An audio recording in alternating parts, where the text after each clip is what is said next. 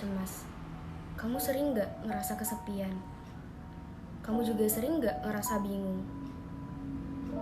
Kalau kamu pernah dan sering, kamu harus tonton video ini. Assalamualaikum, hello everyone. I'm Nonia Putri Rizlan, you can call me Nonia. Nomor BP 2010 exit 1017. The Honorable Mrs. Revi Marta, MECom, as a lecturer in public speaking course.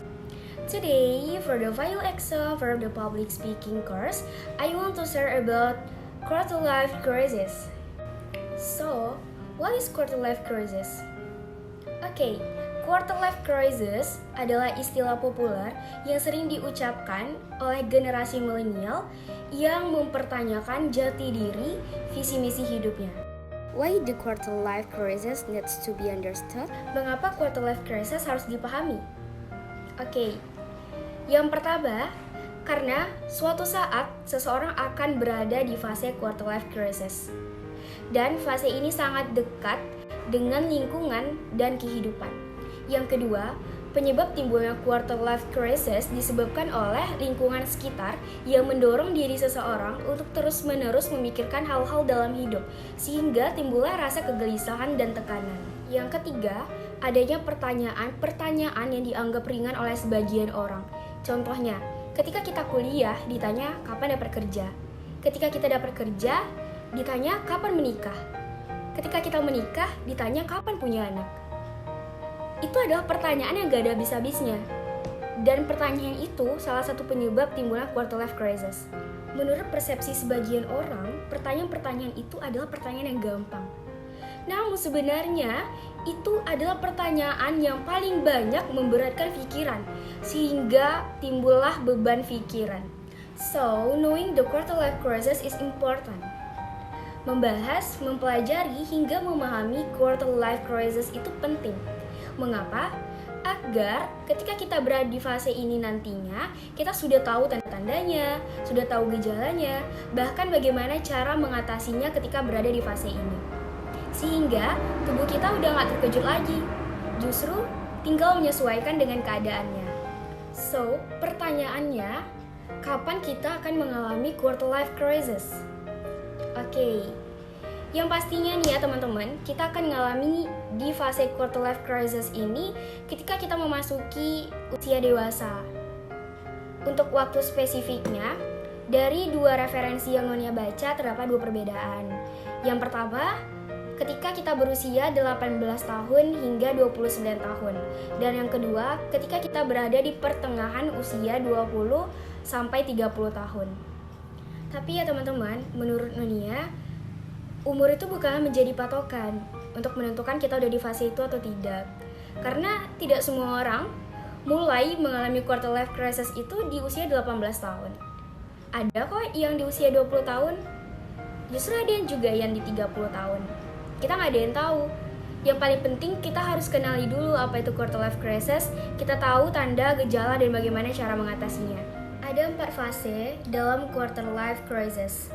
Fase yang pertama adalah fase di mana seseorang merasa terjebak dalam suatu kondisi dan sulit untuk keluar dari zona itu. Baik itu berupa pendidikan, pekerjaan, ataupun hubungan asmara. Fase yang kedua adalah fase di mana seseorang merasa bahwa dia dapat mengubah keadaan menjadi lebih baik lagi.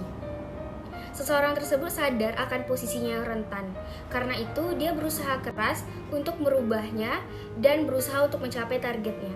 Fase yang ketiga adalah fase di mana seseorang ingin memulai kehidupan yang baru.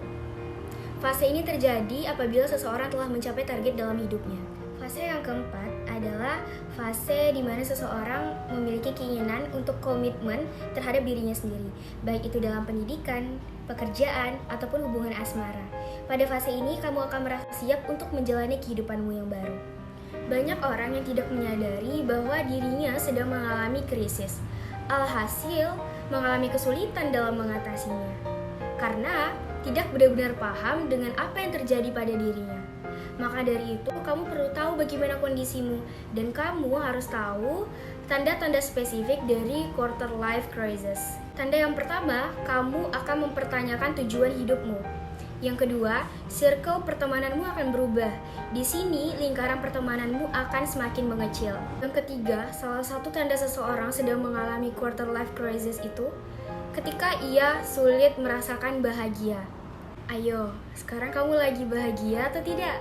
Tanda yang keempat, media sosial membuatmu tertekan.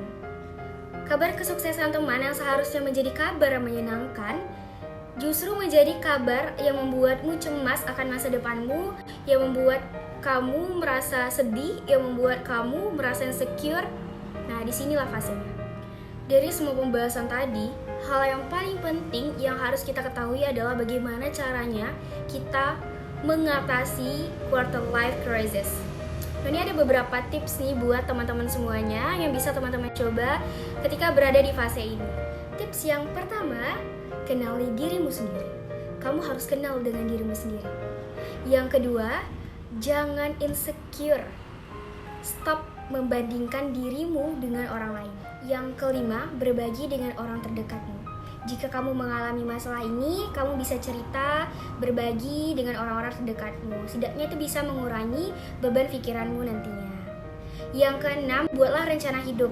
Kalau kamu punya rencana hidup, kamu ada target hidup, maka itu akan membuat hidupmu lebih tertata ke depannya. Yang ketujuh, kamu harus banyak memberi. Dengan kamu banyak memberi, itu bisa membuat kamu lebih bersyukur dan lebih bahagia. Yang kedelapan, jauhi toxic relationship. Yang kesembilan, biarkan berjalan dengan apa adanya. Yang kesepuluh, jadilah produktif.